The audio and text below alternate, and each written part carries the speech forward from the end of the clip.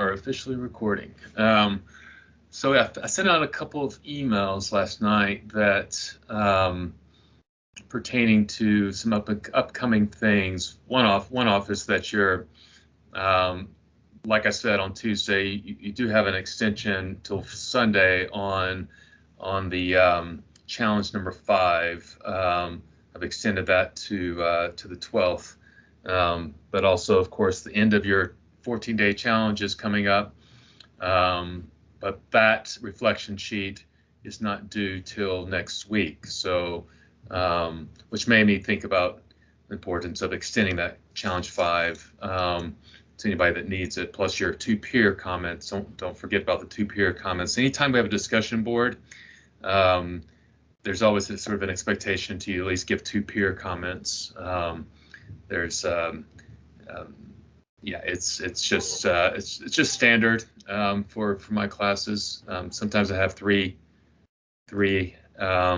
expectations, but so yeah, this is the schedule as is. Are there any questions about the schedule? The other announcement was that there's 2 extra credits that I have provided. One is that by the end of this week, by Sunday, I'll cut it off. I've had 4 people fill out that survey and midterm survey. Appreciate your feedback, whoever it was that did it. I don't know who. It's anonymous, so I can't tell who's doing it, but it's good feedback. And I'll give 75% of you. We have 12 people. If 75% of you can fill that out, then I'll give everybody an extra credit of 5 points. It's only 6 questions, and it takes probably, I'd say, 5 minutes of your time for a quick 5 points. That link for that survey is in your email. It's also on the front page of our class, so it's really accessible. It's really easy. The other extra credit is next Wednesday. I'm teaching a class, I'm a guest teaching a class with the Latinos culture class. And I will be talking on, I'll be talking on chicken factories, which I've heard a little bit about already, but I'm going to talk about it from the angle of how it impacts the Latino American culture. Yeah. That's on Wednesday at 12:30 next week. Wednesday at 12:30 next week, if you're interested, and if you attend. And in that email, I put the links for the class and the links for the materials that we're going to be covering for a class, which includes a documentary. After the class, I will be expecting some sort of reflection paper, a short reflection paper, which I'll say more on later. But the links I included. The materials for the class is whether or not you get to attend the class or not. It's an interesting documentary that's included in that materials and an interesting article. So I'll think about it. Even if you can't make that class, I'll think about giving y'all, whoever can't make it because of a conflict schedule, I'll consider a reflection paper on those materials regardless. So. So I'll speak more on that on Tuesday and give that some thought. Any questions?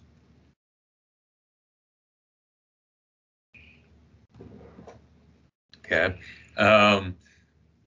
Yeah, before I forget, so I'm definitely looking like I'm not going to, I think next Thursday, I plan on definitely being on ground in the classroom next Thursday.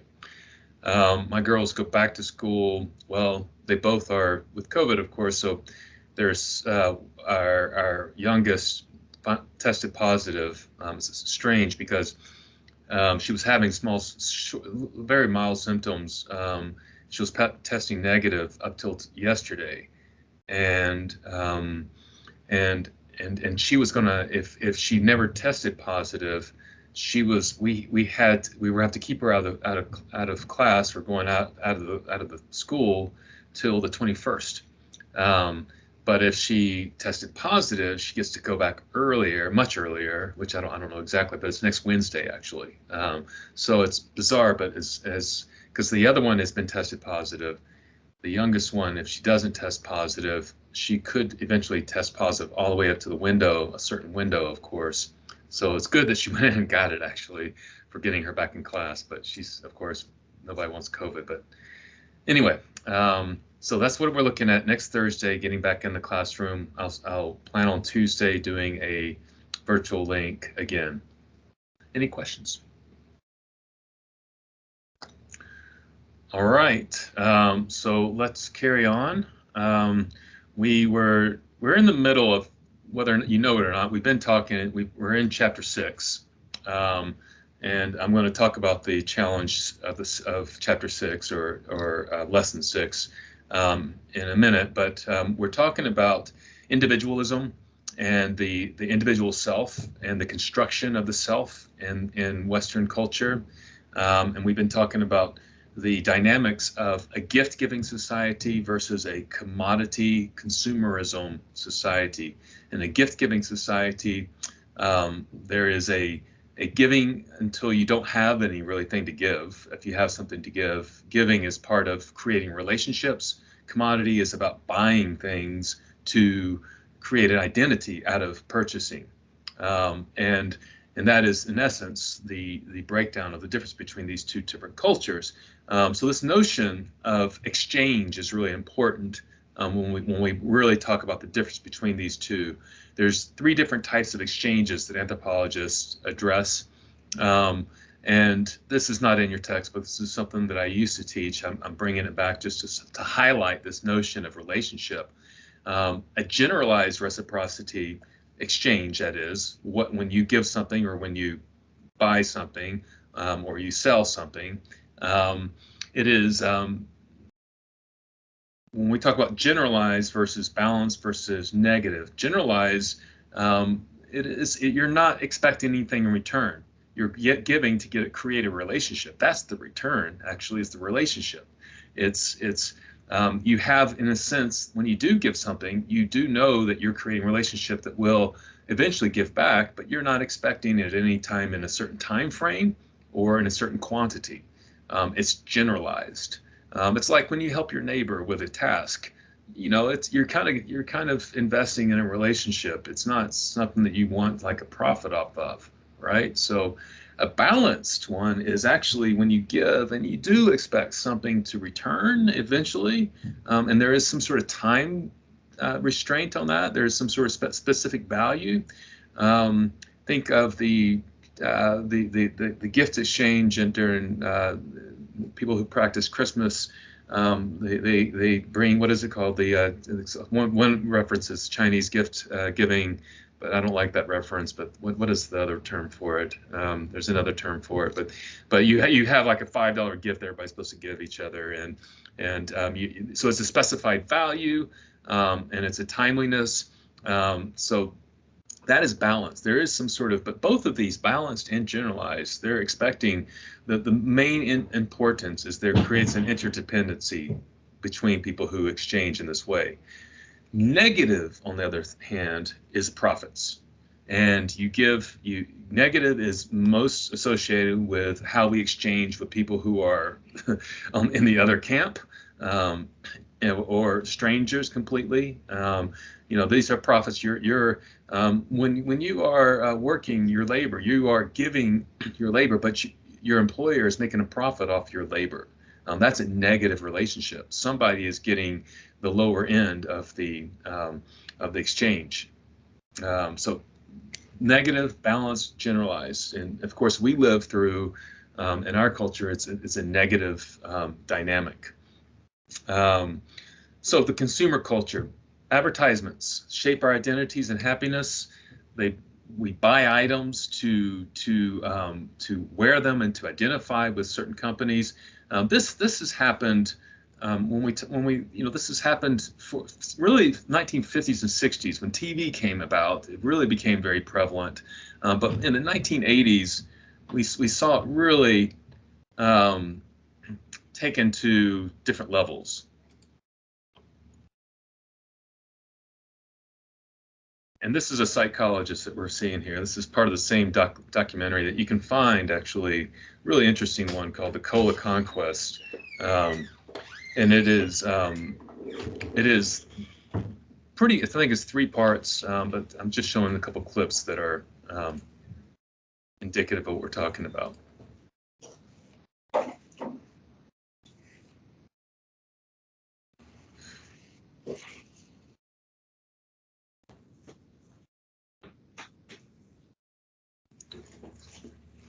Sorry, y'all probably couldn't hear that, could you?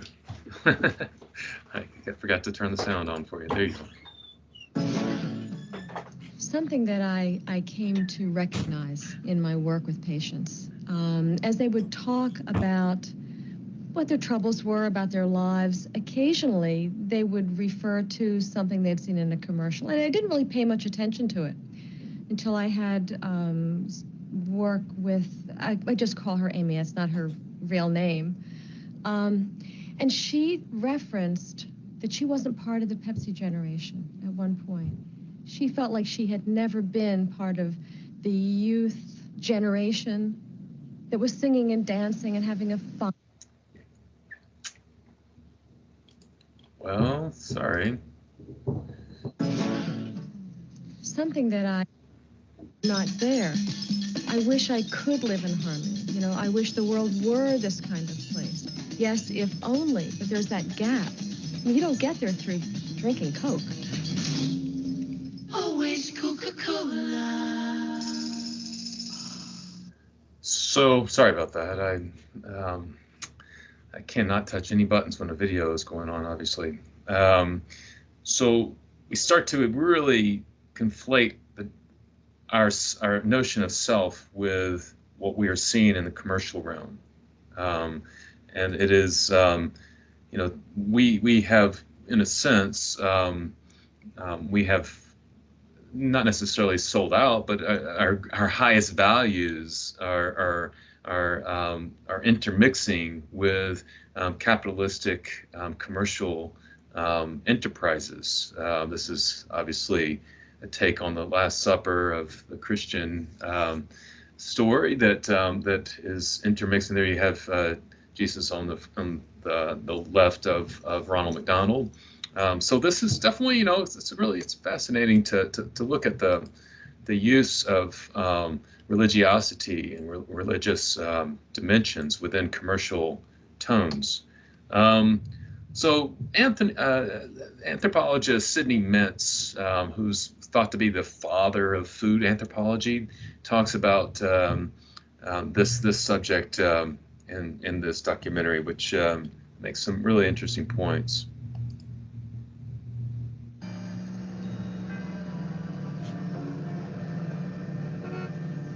To the extent that that feeling has been replaced by the notion that you can build yourself over into what you want to be by consuming, to that extent, consumption has replaced an older ideology. If I drive a Mercedes-Benz, wear a Rolex watch, take my vacations in San Moritz, and otherwise demonstrate to the world the kind of person I am, the kind of person I am is the kind that consumes in that way. It says nothing about my character. It says nothing about my relationships to other people. But I have an identity that's been built up by companies.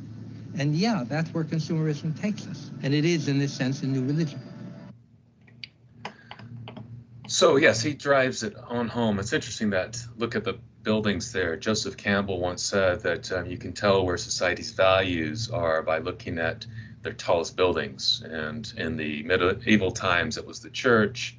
In the today's time, it's the corporate buildings. In the 1800s, it was the state capitol. So just interesting to notice. So in the 1970s and 60s, along came the hippie culture, and this is a culture that obviously that was revolting against the mainstream in many different ways, questioning a lot of different aspects. But one of the things that they were pushing back against was commercialism and consumerism. And you know, it was a moment in time where we were seeing a lot of cultural change. And you wonder, well, what's this going to do to commercialism? Well, there was definitely an answer to be had by Pepsi and Coke.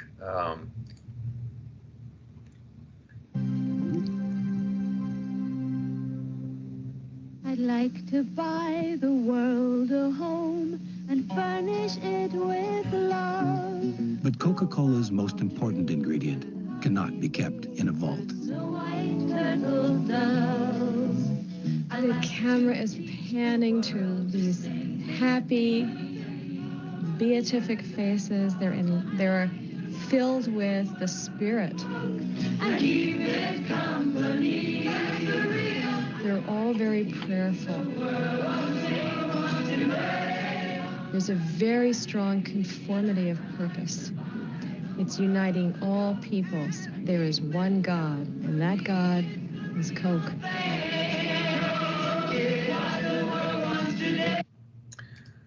So in came this in the 1980s, which is often thought to have created by the hippie culture, but it actually was just a larger dominant cultural phenomenon that came about.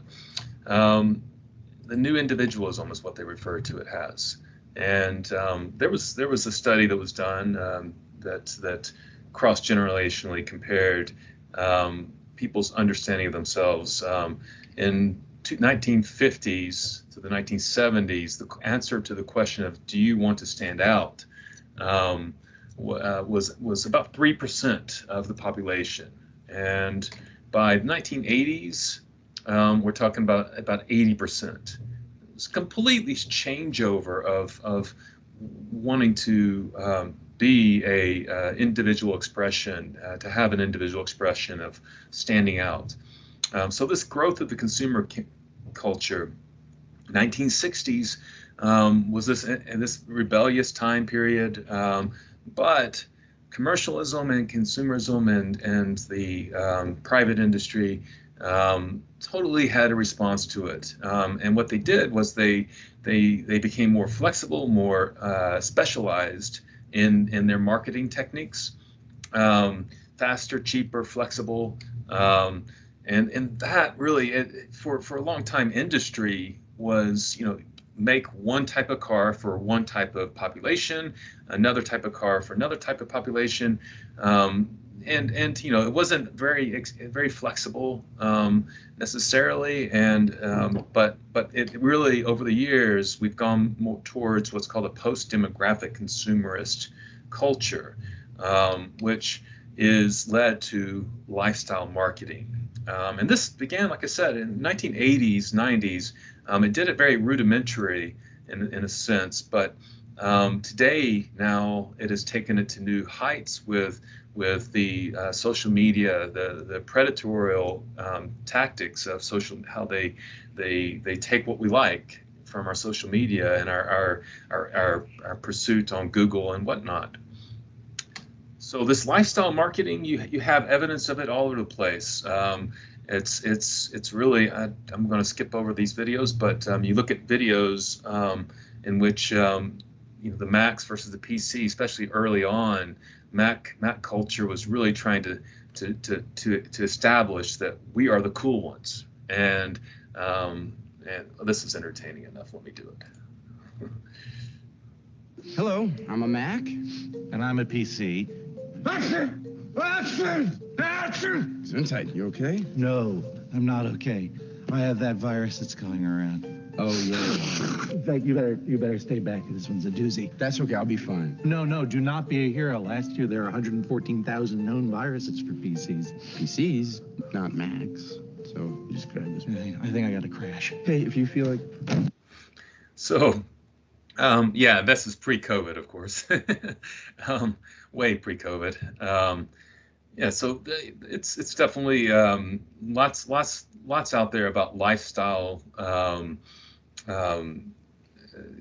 It's to the point where brands are really honing in on not just a message of about their product, but it's a message about a big idea that we have the answer for you, and it's very politicized now. There is a political dimension to this now. It's interesting to watch, you know, like Texas with the abortion laws going on. There are companies that are completely going to take their products out, or they're going to start to protest in different ways, boycott in different ways.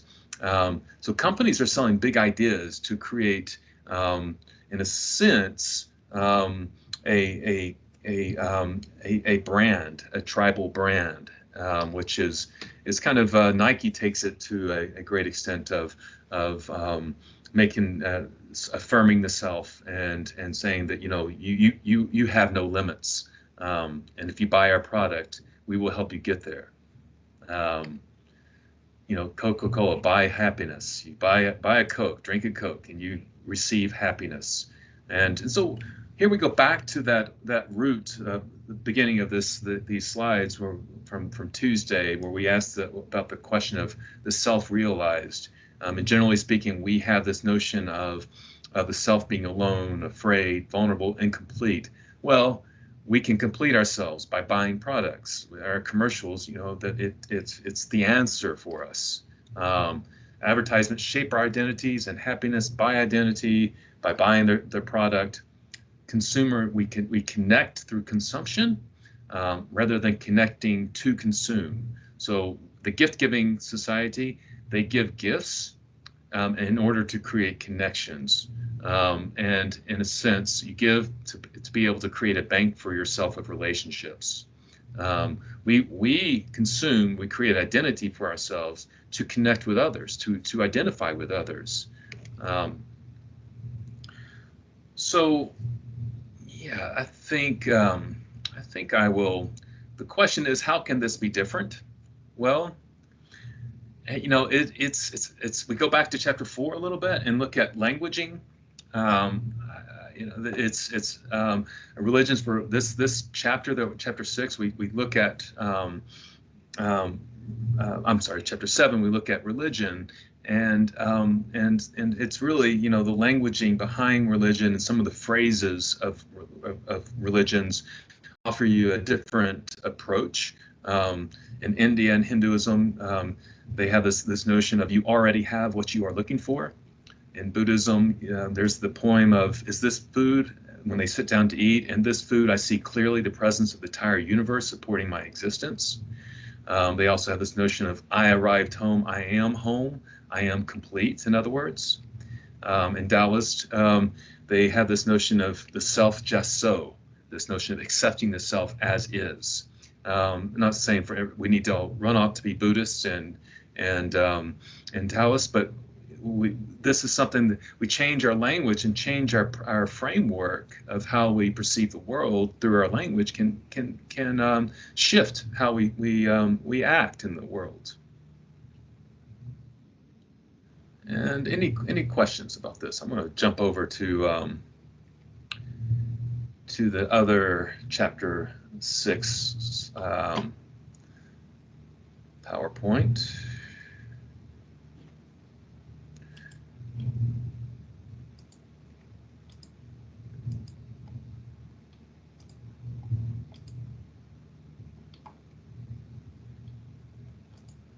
All right, so this lesson 6 covers a large terrain, love, marriage, and social structure, and really the big idea of this lesson is that our cultural construction, what we create in our culture, we create what we believe is the natural love. We create what we believe is the natural orientation towards race and gender.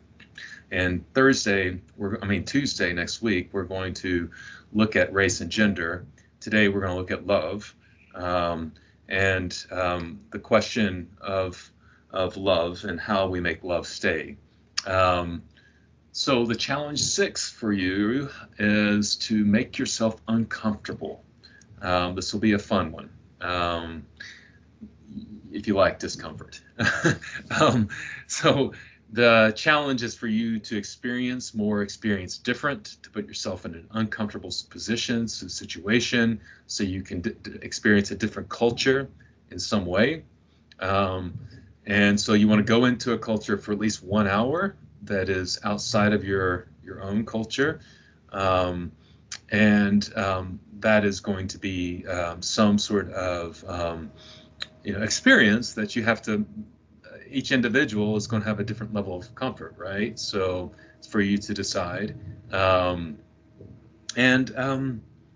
Yeah, the because we're going through COVID, of course, I'm going to allow for some flexibility as to what culture you decide. You can pick a online culture that you can experience, and something when we talk about online, communities, they're all over the place.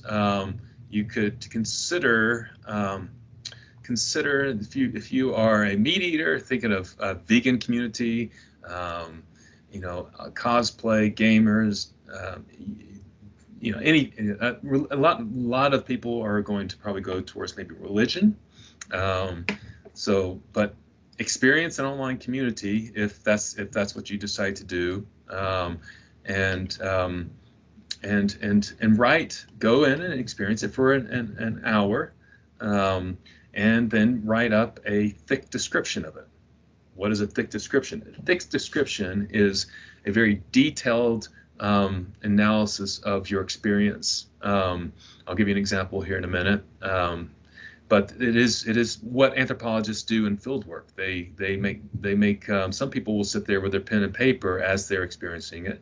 Some will wait till they get out to the parking lot and write their notes. That's what I had to do in prisons. Was I had to wait till I got out of the prison to take notes because I couldn't do it inside the prison itself most of the time. Some people will take a tape recorder and record their you can use your phone to take notes after you get out. That's a really easy way and accessible way to do it. But you're going to write a thick description. This isn't a real long because you need to post this in a discussion board. And yeah, this is, here's an example. What is a thick description? Well, thick descriptions came about from anthropologist Clifford Geertz. And he was analyzing cockfights as through his thick description, through his analysis of cockfights, he entered into analysis of the larger Balinese culture, which he spent a lot of time in Bali. But this is an example of some of his writing. Most of the time, in any case, the cocks fly almost immediately at one another in a wing-beating, head-thrusting, leg-kicking explosion of animal fury, so pure, so absolute, in its own way, so beautiful as to be almost abstract, a platonic concept of hate. Goes on, of course. Of course, your writing is not going to be.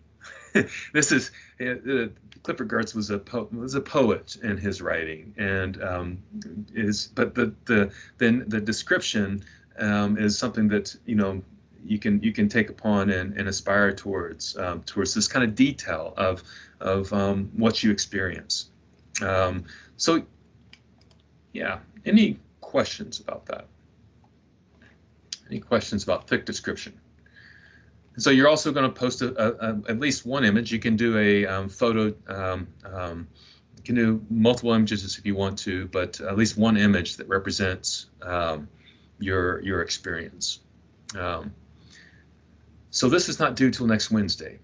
So just FYI, this is your task for this lesson.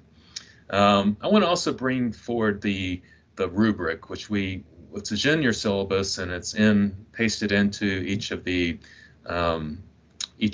assignments. But what I'm looking for in the perfect challenge is 1, risk-taking, 2, innovative thought, 3, resolving a difficult contradiction or paradox, some sort of conflict of some sort that could be within your own view of the world, or within the world that you are studying, connecting or synthesizing ideas. So you're obviously going to be looking at a culture that is outside of your own, and you're going to connect what that culture is to the theory of our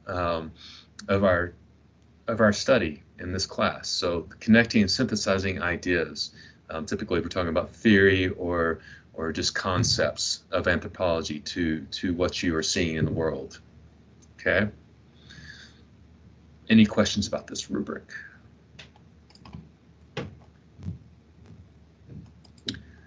All right. How do you make love stay? And this is the larger question. How can you keep romantic passion in your entire? We romanticize in the West this notion of passion, love, romance, and we ask the question: can anthropology help us understand how the world answers this question? And of course, the answer is yes. Anthropology, I think, can help in every facet of society and cultures around the world, from analysis of the infrastructure, social structure, and superstructure. So let's look at just the physical, biological experience of passionate love. It actually has a physical effect on us. It lights up the caudate nucleus, which is actually rooted in our reptilian brain, and so it's ancient. It's ancient, and it has a similar chemical profile that OCD creates. So it creates a very compulsive obsession dynamic for whatever the stimulus that is creating it. It fades, interesting enough, in about 2 to 4 years. So passion typically fades. The physical effect typically fades within 2 to 4 years. So it's interesting. Anthropologists think that might have something to do with the roots of the dependency of infants with primate mothers, which is about 2 to 4 years. Of course, we have more of a 12 to 13 year window, but non-human primates tend to be about 2 to 4 years. Attachment love, on the other hand, which is more about security, has a oxytocin hypothesis to it. Oxytocin does not create this compulsiveness, but it does create this sense of security and feeling. It's also produced, this oxytocin is produced during stressful times, stressful stimulus that you need to have something to lean on if you're stressed. So oxytocin is created by looking into your mother's eyes, feeling this sense of warmth and security, that somebody's going to back you. Passionate love is a cultural universal. It is something that exists. It's biological. It's cultural universal. But how we express it is not. Okay, it's important for us to note here in this lesson. So the human condition, we're wired for security and novelty. Novelty creates passion. It creates excitement. It creates this excitement when you meet somebody new that you like. It creates this sort of like, oh, is she going to return my email, my phone call?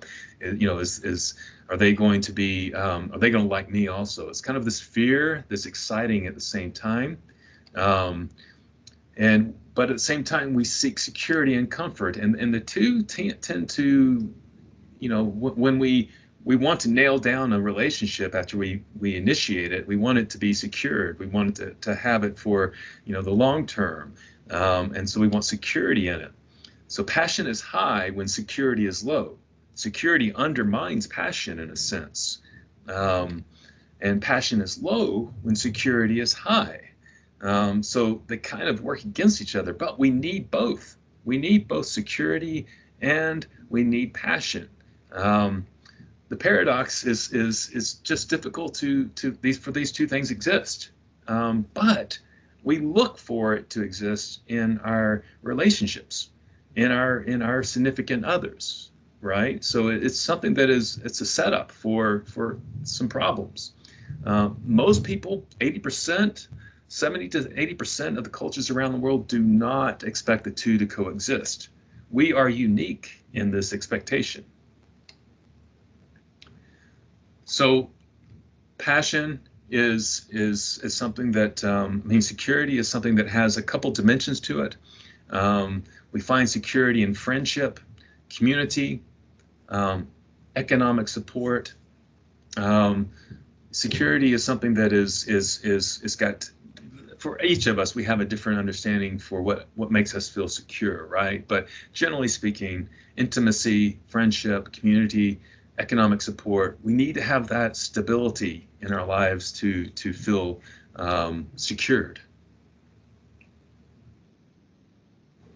So another sort of paradox of love is that to create a connection, to have passion, you need separation. I had two of my best friends in California are musicians, and they both are in different. They have a group themselves, but then they've had different groups separate from themselves. So when they go on the road individually, away from each other, they will not communicate with each other. They will not communicate with each other, and they don't call each other. They have children now, so it's different. But they used to, for many years, just stay in their own lane. And they said that because it fuels their passion for each other when they are together. So connection is created through separation. Passion is created through separation. But our need for security leads us to wanting to have attachment, to have fusion, security. Again, it's just this, in a sense, it kills the passion. It's pretty, it's a paradox. That's conflict. And so there's different options for satisfying passion and security. And you know, there's one of the options that we want to look at here is through having polygamy. Polygamy is as having a relationship that is more than just two people. And in these cultures, society, in a sense, provides for some dimension of the security and the passion. Society provides it all, is what Professor Wesch says. Polygamy is expressed in two different forms. Polygamy is expressed through polygyny, which is when one man marries multiple women. It's the most common form. And it's also expressed through what we call polyandry, which is one woman, multiple men. And it's only about 1/2% of polygamous cultures practice polyandry. Majority is polygyny, which is all about a whole nother dimension of gender power dynamics that we'll talk more about in gender. But yeah, so most of what we know about these cultures is more polygynous, but we're going to take a glance look at both of these. In both cases, what's interesting is that what is being what is happening is a dynamic in which the individual self is being fulfilled by society, and this notion of passionate love is something that is foreign. Here's a clip from I think it's a BBC documentary in which a reporter is doing a sort of inquiry. She's from Great Britain. Leon is intrigued to find out how love works here. Where are your girlfriends? You're all handsome. Where are your girlfriends? So you're in love with them. What does love mean to you?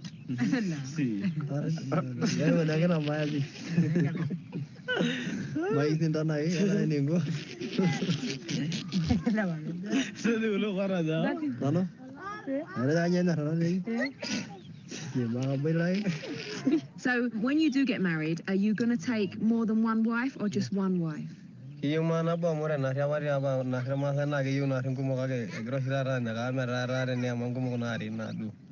If you just take one, yeah, you can take me. But more than that, if you have more than one wife, no, I can't share my husband.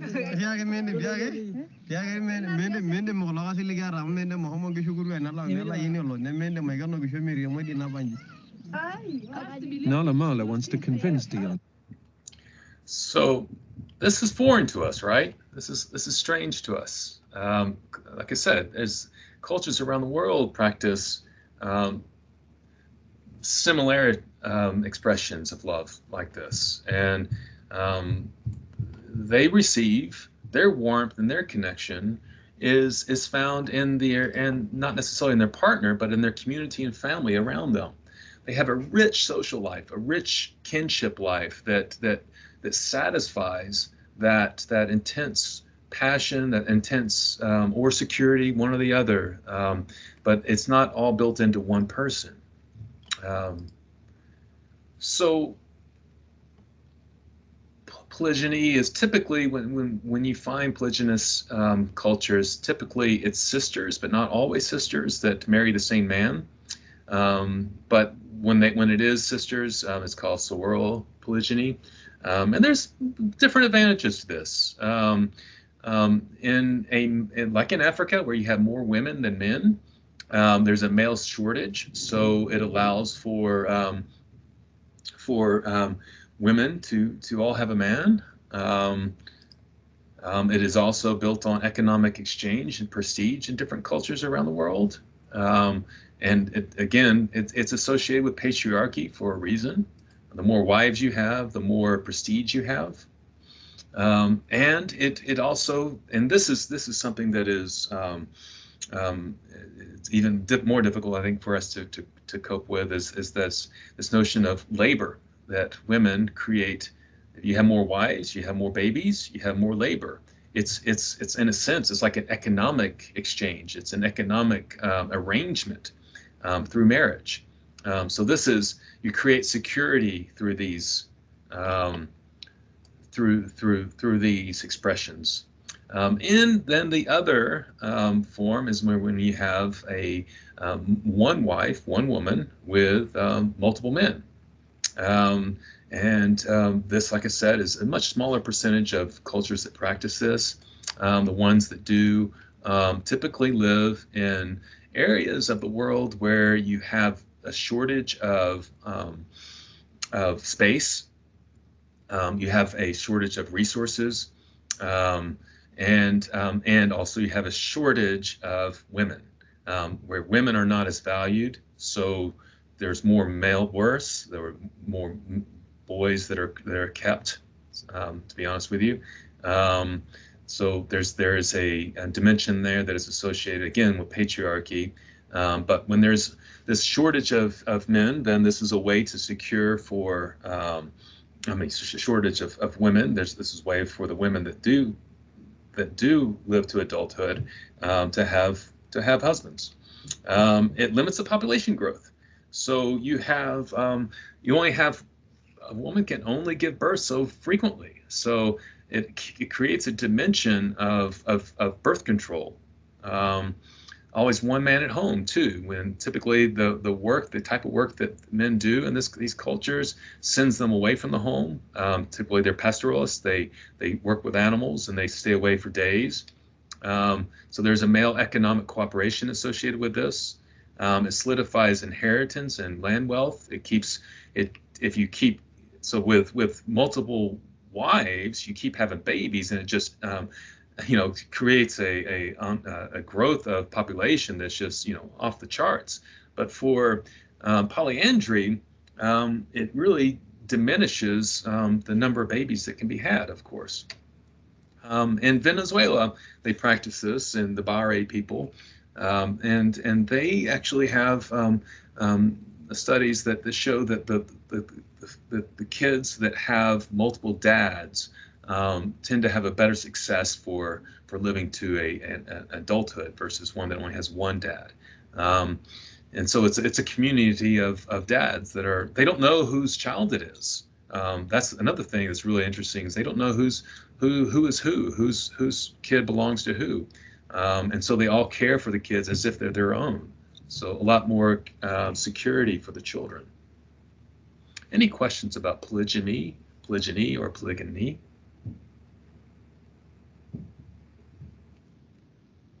So anthropologists have had to adjust our notion of what is a marriage and a family based upon the variations of cultures around the world.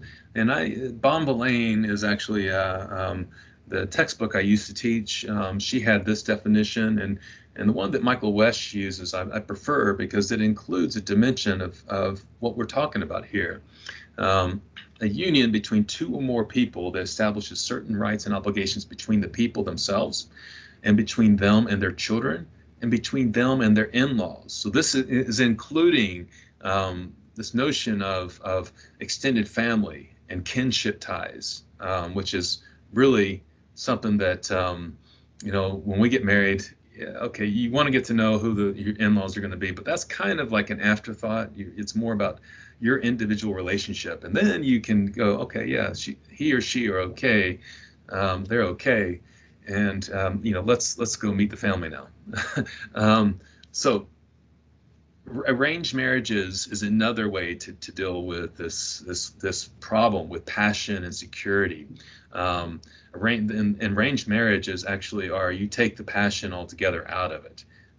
You restrain from passion. That is something that is it's a completely shift, and the parents are the arrangers, right? So I have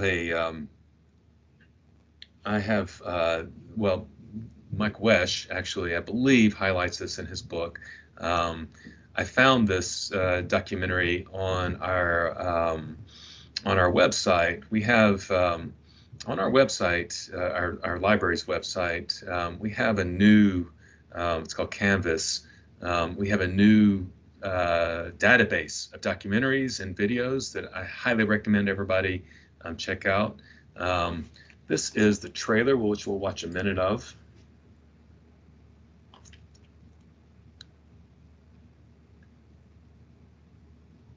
How do we want to do this? Just start at the beginning of the story. Right. The story starts 2 years ago in LA. I had just broken up with Audrey, and I was miserable. We'd been together for 2 years, and I had never told mom and dad about her. In fact, they were freaking out because, here I was, almost 30, never married, which in our culture is like Code red. Code red. We are having a great time with the family. Next time, we are going to come with the grandchildren. Here's the thing. In mom and dad's eyes, I had no idea how to get a girlfriend. I don't know how they fell in love, but mom and dad are the happiest couple. So I'm going to show some more clips of this as we go along here. It is Ravi Patel is a comedian. His sister is documenting his search for a partner, and of course they're both raised American, and they're caught like a lot of Indian American people, adults who grew up in America.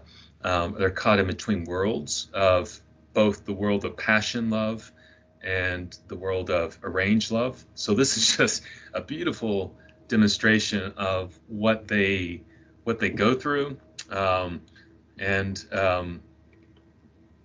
Yeah, let me see. Crossing my fingers on the technology here. So when we talk about this definition of marriage, if love is possible but not the primary motivation, like you find in arranged marriages, the emphasis is on uniting two families. That's what's important, is bringing two kin groups together. And so the Patels are a giant Indian family that is just, thousands across the world, maybe millions. It's a giant network of Indian family that, they marry within, as you'll see some explanation here. Emphasis is on uniting two families, not two people. And the success rate, well, the divorce rate, this is with an asterisk because U.S. divorce rate is about 3 times that of India. But a lot of people, well, I won't say a lot, but there's a percentage of Indians that stay together because they don't want to bring shame to their family. So the divorce rate in India is definitely success because they are happy as well. But there's also some that might not be so happy. But the divorce rate is much lower. So when we talk about the security dimension, family and community dissolve in our culture. Our intimacy, our friendship, our community, our economic support. Like we talked about, one person cannot provide security and passion. It's a problem to mix the two together. And our love cycle, as a result, we fall in love. We feel completely validated from that love. We try to lock it in to get secured with it. And by trying to lock it in, we sometimes kill the passion. This is the art of relationship, right? Is to how to balance those two things out. And that leads to breakups. We have, somewhat 45 to 50% of divorce rate in our country. Feel like a failed human. We have such a message in our culture that you can have these two things together, that they should coexist, that there's no problem, that it's part of being a successful human being is to have a both security and passion and a love in a relationship. And so yes, this is typically it goes into separation, divorce, or settling to be alone, or settling with somebody that you're not happy with. So let's go back to the Patels. And I'm going to have to switch over to the system because the interesting thing about that library network is that it doesn't allow you to embed the videos into a PowerPoint. So I will pull up, like I said, this Canopy thing is just really, did I say Campus? Canopy is what it's called. Look for it in the library's website. It's got hundreds of videos that are just mainstream and some sort of underground, and like they have a Criterion collection, which I love. So yeah, I've got a series of clips that I'll show some of. Let's get it started. Here's where it gets a little tricky. I have a huge family, all last name Patel. And here's the thing, they're all married to Patels. See, these are the rules of being a Patel. You're supposed to marry someone who's also named Patel. Now, it's not incest, it's like a caste thing. It means that they're from this small little region of India. Where we come from, actually, our hometowns, probably, I want to say 90% is Patels. The story starts, she's from Anand, I am from Darbaj. My brother got married to her sister. I was only 18, she was 14. We decided that both families, liked each other. And then we were told that we are going to meet each other at this person's house. And our parents were waiting outside, and we went in the room, given 5 minutes to take care of it. And we had a guy in the middle of it, and there's no hanky-panky. In India, the girls don't have much of a say in those days. Girls have to get married to whoever parents say. So I said, no, that's not fair. I said, if you have anything in your mind, you want to marry somebody else, let me know, and I will say no. So that way, you don't have to say no. I went back and told my family, I said, this is the girl I want to marry. It took 5 minutes down. We never said anything, just hi, hello, and that's it. And let's get married. Let's get married.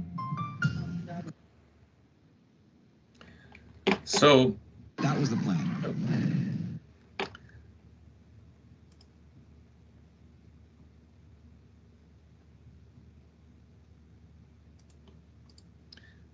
So yes, the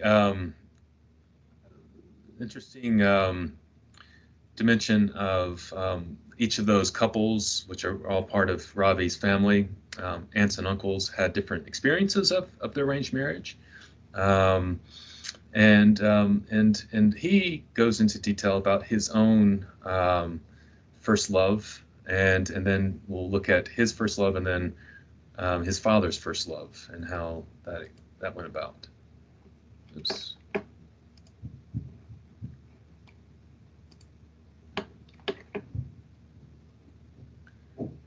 Lots of things juggling here. Let's see, where'd it go?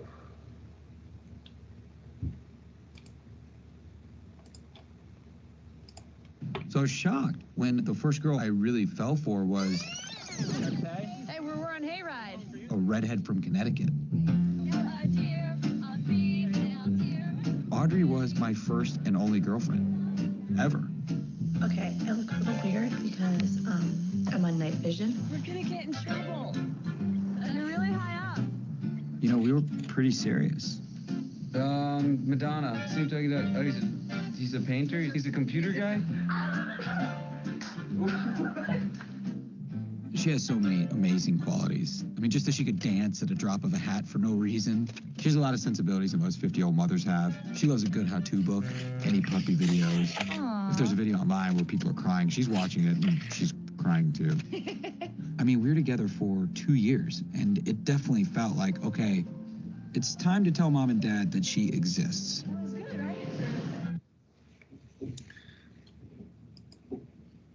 So that is, that's his first. Before we go any further, let me just... That's his first love. This is his father's. Take you back. Take it from the top. 1, 2.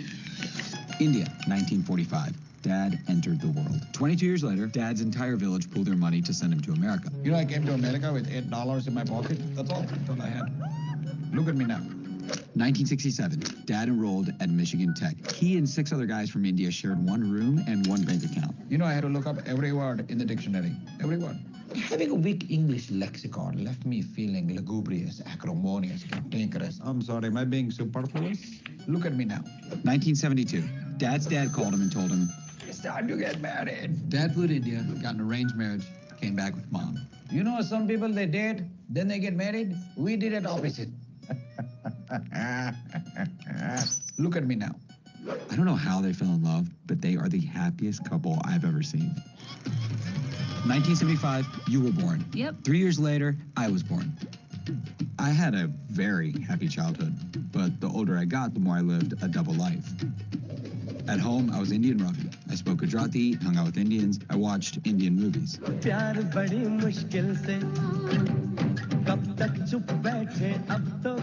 Outside the house, I was American Ravi. Hi, Mom. I spoke English, hung out with Americans, watched American movies.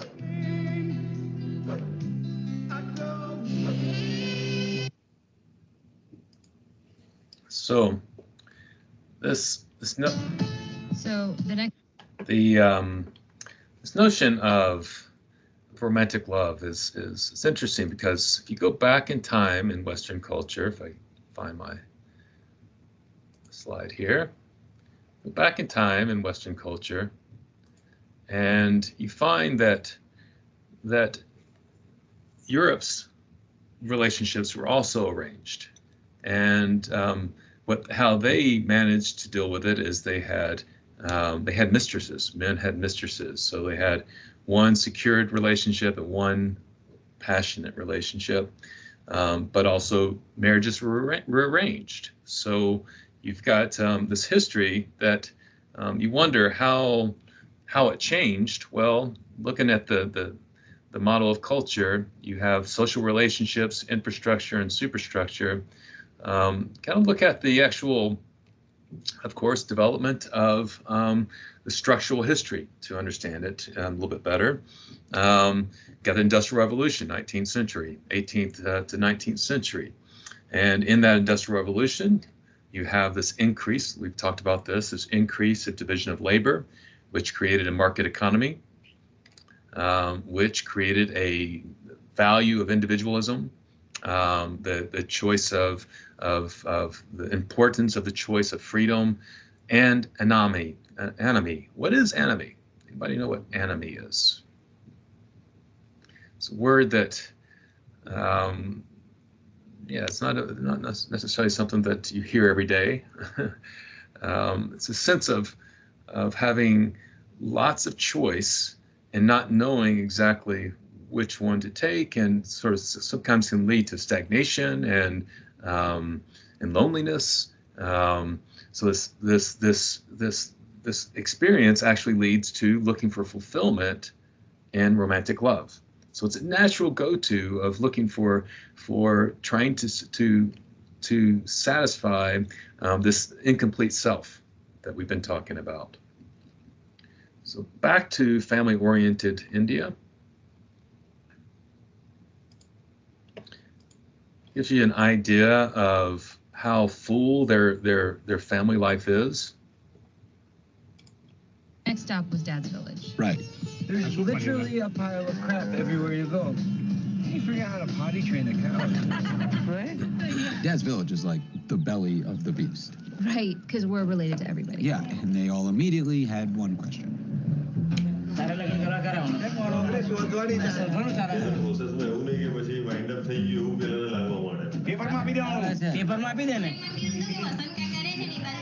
Imagine the most annoying person in your family who's kind of always in your business, asking all sorts of questions, and you're trying to just get out of the situation. Now imagine an entire village filled with that person. Like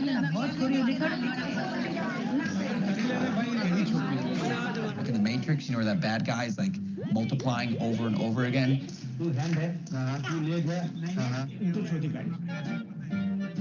What's his name? So it's an entertaining documentary. I highly recommend it. Watching it in full. He goes around and he's talking to. He shows up for Marriage Day is basically what it is in India. He travels to India during the documentary multiple times, and he's interviewing some bachelors about who they're marrying.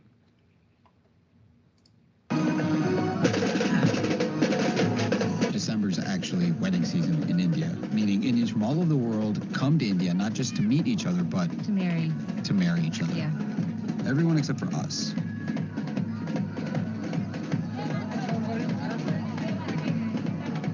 Selection केम करेगा सारी छोकरी होती ना छोकरी सारी होती है नेचर वाइज सारी होती है नेचर અને પ્લસ ફેમિલી બધું જાણી દો અમે દાટ નથી રાખતું તો પર નહીં ના આપણું મોટું લાઈફનું આખી બિગ સ્ટેપ કરે તો વાવ Let me tell you. So this is he obviously is having his doubts about this arranged marriage situation, and he let's see if I can find my slideshow again.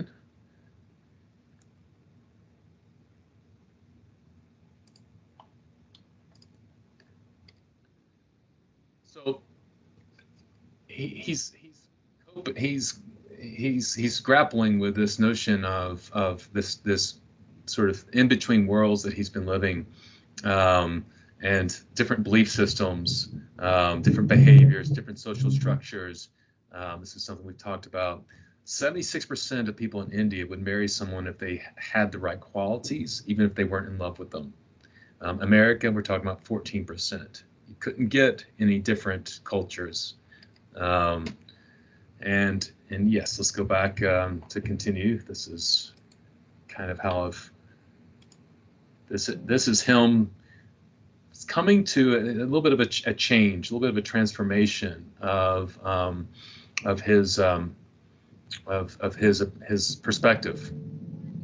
Yeah, I remember sitting there and I'm looking at mom and dad on stage, you know, this charity that, and this whole event, which is put on just because of their own efforts. And, you know, it reminded me just how much I love our family and how much I love our culture.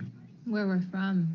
Yeah. You know, when I have kids, I kind of wanted them to have the same feeling, the same experience. And grow up the way we did. Yeah, and go on trips like these. Yeah. And that's when it all became clear to me that, you know, maybe that is why I had broken up with Audrey, because, you know, I wanted this.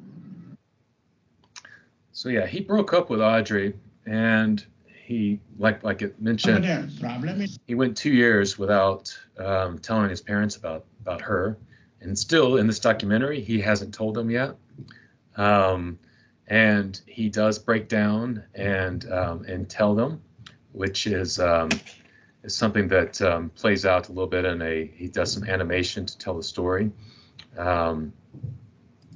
So all the Patels who came, they are spread all over 50 states. So this clip actually shows how they network, which is really fascinating because they have arranged marriages have been brought to modernity, you could say, through the internet. And I think I might skip this one. I think this was 7, right? Yeah. So they have a system now that is worldwide through the web of arranging marriages. You have a profile that you it's basically your playing card for who you are that represents yourself and your family, and it gets passed around on the internet and it spreads like wildfire. And so he starts to have all these different proposals and different dates set up. And he even, at some point, there is a matrimonial convention, the Patel Matrimonial Convention, that is Ravi.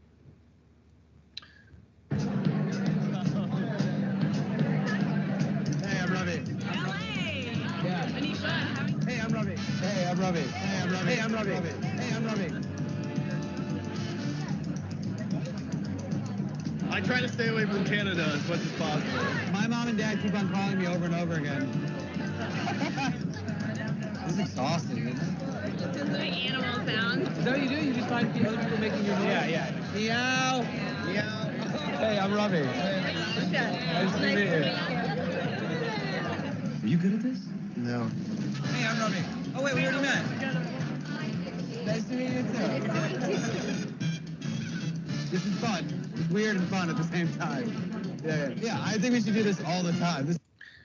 So he eventually told his parents. It's interesting is he kept on having his relationship with Audrey through this documentary, but it wasn't known that he was still sort of carrying on a conversation. They weren't quote unquote in relationship intensely anymore, but they were still like carrying on a conversation online and on phone calls. And eventually she tells him, you know, you choose between me and your family, and he has to make a decision. And it's intense. He eventually decides that he's going to, you know, give his family the benefit and stick with his path with them. And so he then tells his parents that, you know, I've had this relationship before, and the truth comes out. I'll show you this clip. I waited until you left for the gym because I knew we could not do this on camera, and I didn't want to run the risk of you being around.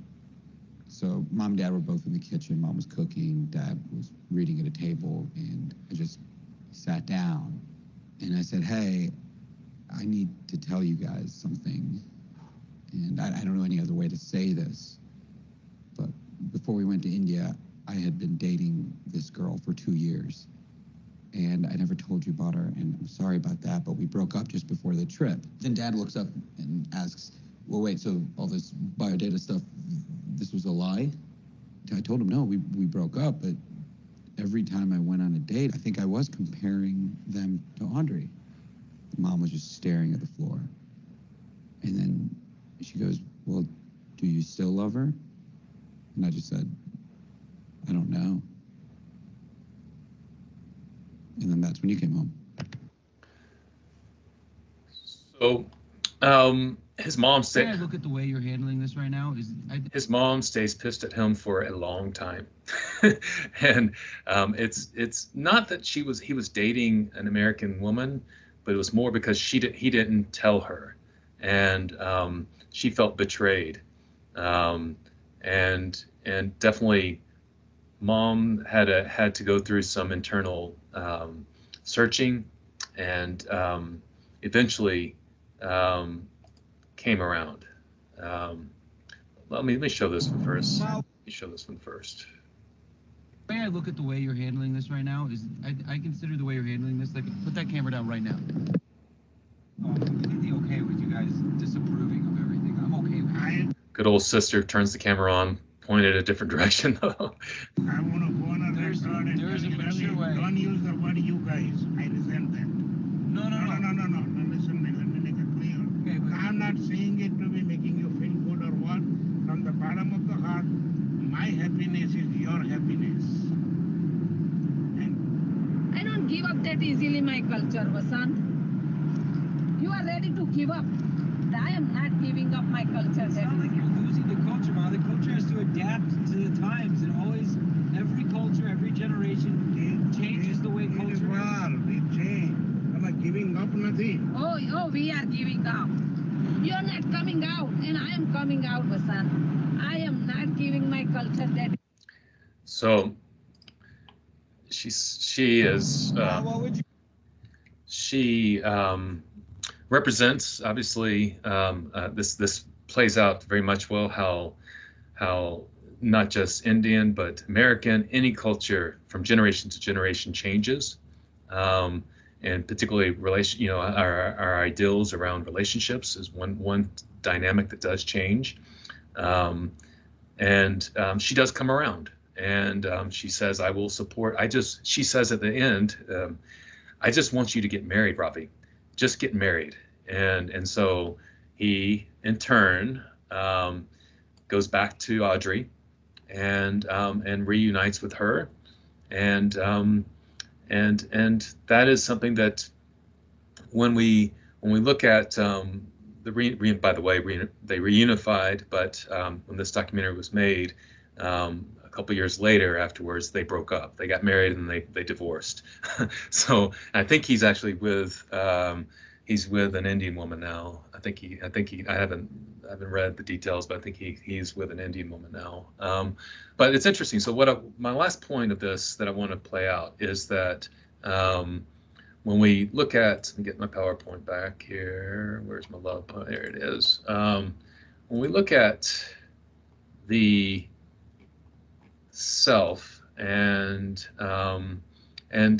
the experience of the self and this cycle that we go through, this is a different cycle that plays out from individualism to needing validation to seeking it from others, displaying our best self and hiding some of the rest of ourself, breaking up and feeling bad. Relationships go wrong because we look for validation and we're not secure with ourselves to begin with. And so this is something that it's interesting because one of the things that you realize in these arranged marriages is that their perspective is that American and Westerners, they start hot and they end up cold. From their perspective, they start cold and they end up hot. And this plays out beautifully with his father, who is in this last clip explaining sort of the art of their relationship. With the girl you get married, you will never know her enough. Never know enough. Even after 35 years of marriage, it's still a discovery. Yeah. So if you think I want to know her enough, that's an impossible. That is why you get married, and that's the fun of getting married, because you keep discovering. Yeah. You know, after 35 years, we tell each other, oh, you don't understand me. Now, after 35 years, I don't understand her. Are you going to know somebody in 2 years? I know, I tell him that. What do you say, you know what, Ravi, after 35 years... Yes, I do, I tell him that. Yeah, and then, Ravi, after 35 years, she's still trying to change me. And I keep telling her. And you too? Let's not have one way here. Okay. So, thank you. Yeah, every day. You should have done that, and you should be not doing this, and you should be doing this, and should be not doing this. And how do you handle those? And I'm like, go to sleep. So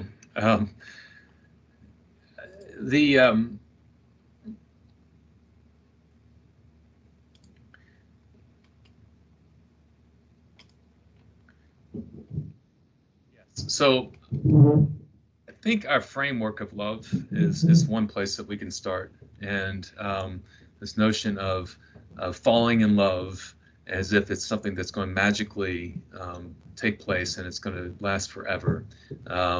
Love needs to be something that is a negotiation process. It needs to be something that is, if anybody, I've been married for 11 years now, and you know that there are some highs and some lows, and sometimes those lows can last a long time. And it's just a matter of processing and doing. It's doing. It's not something that you marry. You don't marry a feeling. You don't marry a sensation. It is a marriage is an ongoing process, and we like to make things in our language and in our conceptualization of our relationships. And that's something that that is it's a shift. Obviously, it's a shift. So for your reflection, this is. I want you to reflect upon. This is a very open. Sometimes I'll have you reflect upon a very specific notion, but anything that this brings about as far as your relationships, any thoughts about yourself and your experience in relationships, anything that comes to mind. I have that's what I put in my other point in my email that I sent was that I think 6 of you submitted reflection cards into the Dropbox, but anybody that was there on Tuesday that didn't submit it are welcome to submit it now. But definitely be sure to submit your reflection and have a good weekend. Wish you'll have a safe weekend and healthy weekend. So we'll see you next time. See you Tuesday. I'll stay on for a couple more minutes if you need to talk to me. Thank you.